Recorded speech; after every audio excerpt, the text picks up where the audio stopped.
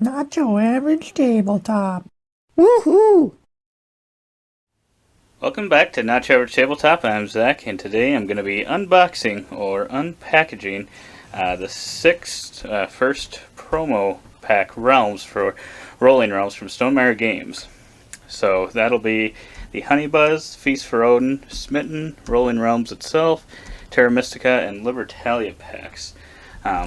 So a few of these, like Terra Mystica, Rolling Realms, and Libertalia packs, I've had for a little while now, but I've just been waiting to unpack them kind of in a slightly larger set. And with the 10th anniversary of Stonemaier Games, they actually kind of released three at the same time. So they released the Feast for Odin, Honey Buzz, and Smitten packs all at the same time, which was really awesome. And I'm thinking that they'll probably continue to do that in the future, kind of three at a time, because I've there's an image that Jamie posted of a bunch of realms, and there's definitely a lot of them to release. So yeah, so first we've got a Feast for Odin, the Feast for Odin pack.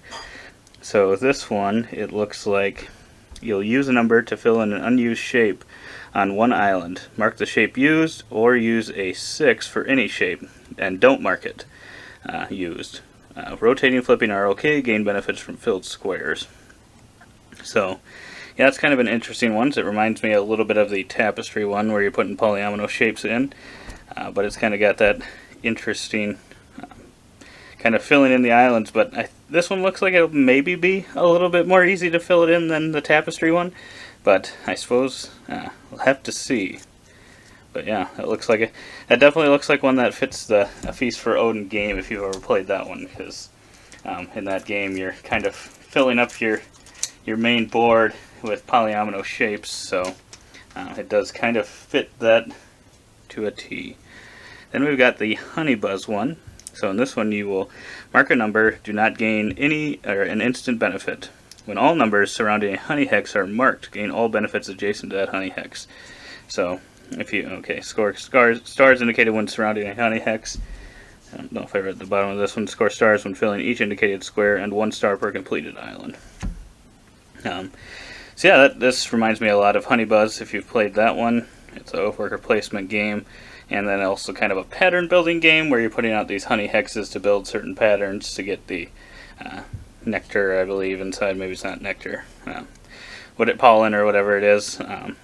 But yeah, this one looks like a cool, interesting one where you're kind of trying to fill in those honeycombs to get a bunch of kind of bonuses at once, it looks like. And then, yeah, looks kind of unique from any of the other ones that I can think of. So, looking forward to that one. I'm looking forward to all of these, but I do like Honey Buzz quite a bit, so might be looking forward to that one a little bit more than maybe some of the other ones. We'll just jump to the Rolling Realms one. I can't actually remember. I know these three are all at the same time, but I don't remember the order. At the Rolling Realms one, the Libertalia and the Terra Mystica ones were released. I think it was probably Rolling Realms, then Libertalia, then Terra Mystica, but I do not recall off the top of my head. But for this one, you get to fill an empty face on any world, then mark and gain a benefit below that world.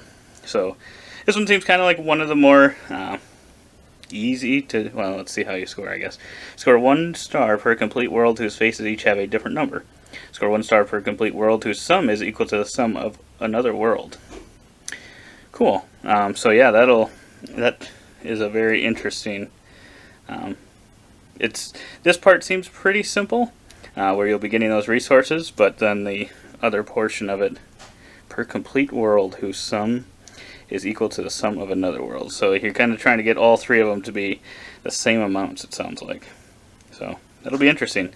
Kind of placing it seems simple, and you get quick rewards, which is always nice. Which one is it that it makes me think of? I think it's Between Two Cities that kind of has a relatively simple piece to it, where you're just kind of filling in kind of a tic-tac-toe-like grid, a 3x3 I believe it is. And you're just kind of putting numbers, and you can't have the same numbers adjacent to each other. And as you fill in the rows and columns on that one, you can kind of get a couple benefits at once. So kind of makes me think a little bit of that, but it is quite a bit different than that as well. So then we'll go into Terra Mystica. And yeah, as you can see, Feast for Odin, Honey Buzz, and Terra Mystica are obviously not Stonemaier games, whereas, you know, Rolling Realms, Libertalia, and now Smitten are. So this is a game that's kind of opened up to kind of have worlds for any game out there. So we'll have to see kind of what other games are made in the future. So for Terra Mystica, you either mark an adjacent hex or a bridge on the map. Start adjacent to either red dwelling hex or outline a building below the map to receive a bonus at the beginning of the indicated turns.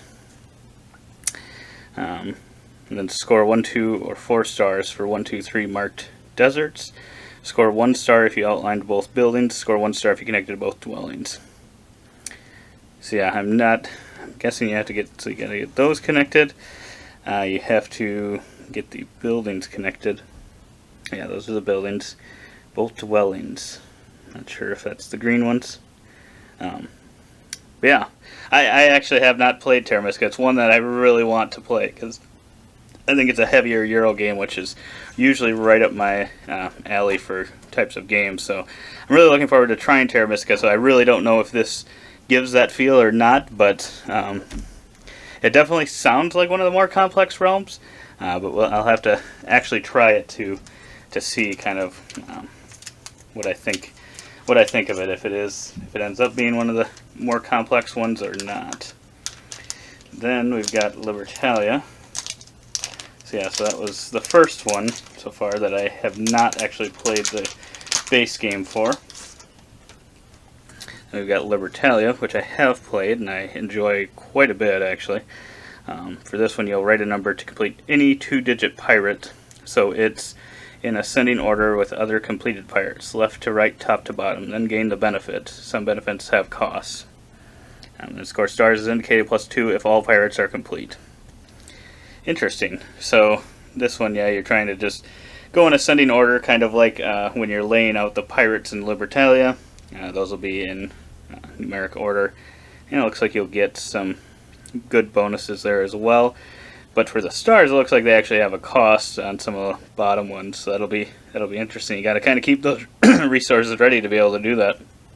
So I think that's going to be kind of tough to get those stars on this one, but it does sound like a fun one, and it does sound like it represents the game, at least from my views on the game. It does sound like it represents that pretty well, and it feels pretty different. So yeah, Terra Mystica and Libertalia to me both feel very different than the other realms that they've done.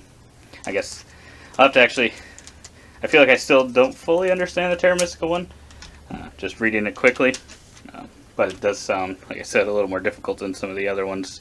So yeah, and then we get into the last one, which is actually another one I have not played because I just got the actual game here, which is in a small package. I'll probably do a quick unboxing of this as well in another video.